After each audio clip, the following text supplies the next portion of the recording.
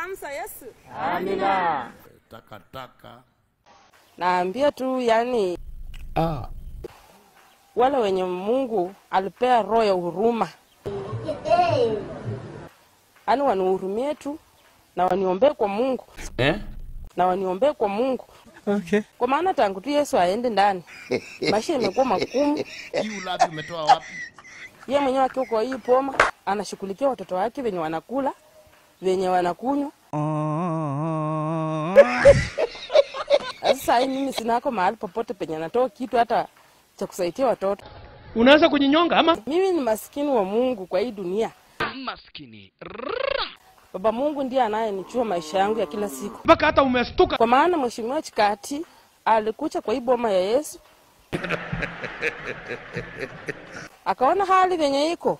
Na yeye kama mtu mzima iligulwa. Waligula. Akaelewa jambo. Hata akanichukulia msichana wangu na pia Noka. Anampeleka shule kule Kisiwa. Huwezi control maisha yako.